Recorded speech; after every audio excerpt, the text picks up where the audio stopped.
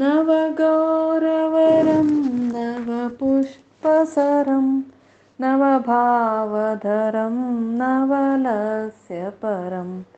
नवहास्यकरं नवहेमवरं प्रणमामि सचीसुत गौरवरं नवगौरवरं नवपुष्पसरं नवभावधरं नवलस्य परं नवहास्यकरं नवहेमवरं प्रणमामि सचीसुत गौरवरम् नवप्रेमयुतं नवनीतसुचं नववेशकृतं नवप्रेमरसं नवधाविलसच्छुभप्रेममयं प्रणमामि सचीसुत गौरवरं नवप्रेमयुतं नवनीतसुचं नववेशकृतं नवप्रेमरसं नवधाविलसच्छुभप्रेममयं प्रणमामि सचीसुत गौरवरम् हरिभक्तिपरं हरिनामधरं करजप्यकरं हरिनामपरं नयने सततं प्रणयाश्रुधरं प्रणमामि सचीसुत गौरवरं हरिभक्तिपरं हरिनामधरं करजाप्यकरं हरिनामपरं नयने सततं प्रणयाश्रुधरं प्रणमामि सचीसुत गौरवरं सततं जनता भवतापहरं परमार्थपरायण लोकगतिं नवलेहकरं जगतापहरं प्रणमामि सचीसुत गौरवरं सततं जनता भवतापहरं परमार्थपरायण लोकगतिं नवलेहकरं जगतापहरं प्रणमामि सचीसुत गौरवरम् निजभक्तिकरं प्रियचारुतरं नटनर्तननागरराजकुलं कुलकामिनि मानसलस्यकरं प्रणमामि सचीसुत गौरवरं निजभक्तिकरं प्रियचारुतरं नटनर्तननागरराजकुलं कुलकामिनि मानसलस्यकरं प्रणमामि सचीसुत गौरवरम् करताळवलं कलकण्ठरवं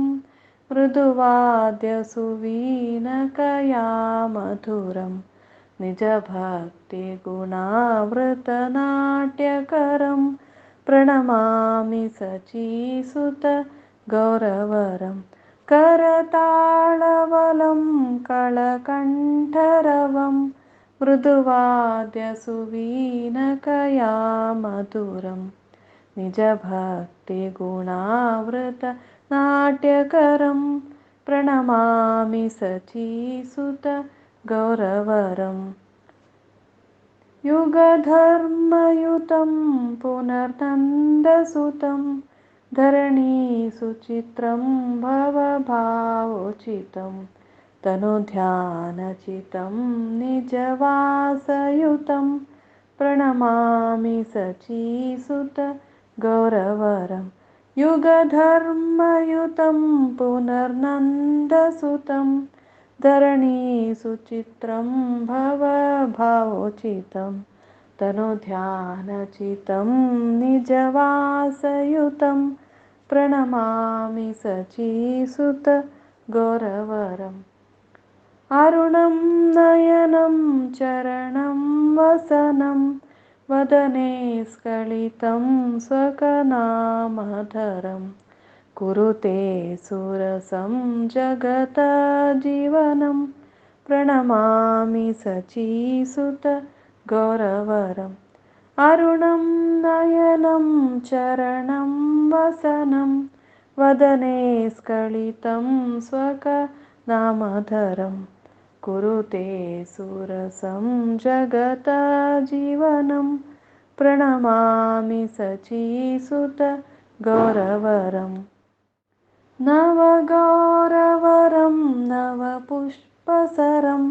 नवभावधरं नवलस्यपरं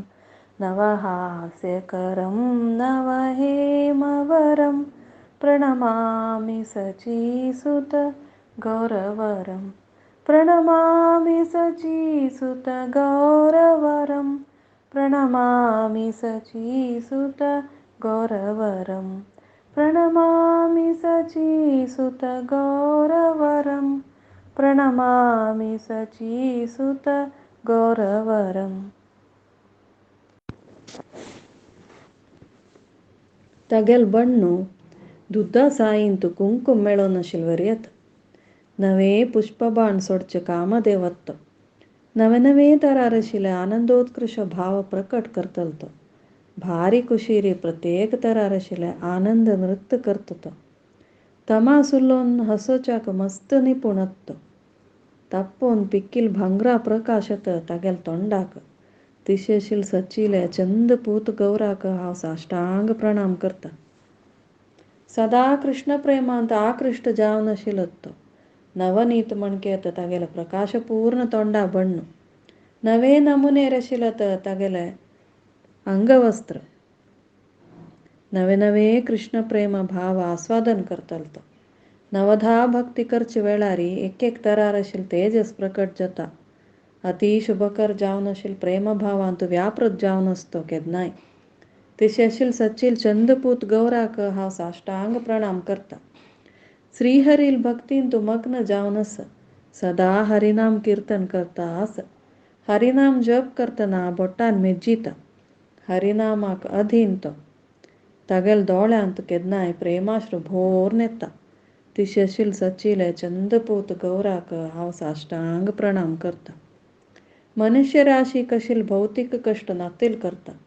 देवाक स्वयं समर्पण केलेलांगेल जीवित लक्ष्य तो जनांक मोवामोसा मणके जावच्याक प्रेरण दिता कृष्ण प्रेम माधुर्य आस्वादन करूंक उत्सुक जावन आशिल्ले हे भौतिक लोकाचे उच्च तापाक निवारण करतलो तिशेशील सच्चिले चंदपूत गौराक हांव साष्टांग प्रणाम करता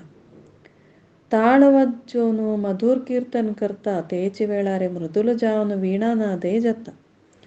तगेल भक्तिभाव अतींद्रिय जावन आशिल्ले नृत्य करूंक प्रेरण दिता तिशेशीले सच्चिल चंदपूत गौराक हांव साष्टांग प्रणाम करता करताळ आनी वीणा ती सुंदर जावन रचयता आसता तगेल ताळा दुखून मधुर जावन आशिल्ले सोर येतना अशी भक्तांक नाटकीय नृत्य करूंक आशिल प्रचोदन तगेल भक्तियुत सेवेचे नमून दाखोवन दिता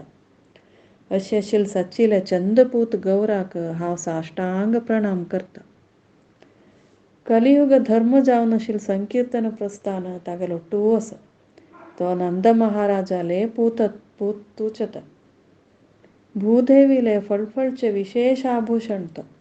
जनन मरण चक्रांतसून सोडवाचे उद्बोधना भावांत तगेल केदनाय तगेल अवबोधू तगेलेच कृष्णाले अनेक रूपांत दृढ जावन ध्यान कोरून आसा ताण आशिल कडे वैकुंठत अशी आशिल सच्चिल चंदपूत गौराक हांव साष्टांग प्रणाम करता उद्दे नेवचे सूर्याले बण्ण मणके तांबडेत तगेल दोळे पय्या मूळ आनी अंगवस्त्र तगेल नाम उच्चारण करतना ताका गदगद येता हे प्रपंचांत आशिल सक्कट जिवांगेल भितर आशिल आनंद जागरण करयता अशें आशिल सच्चिल चंदपूत गौराक हांव साष्टांग प्रणाम करता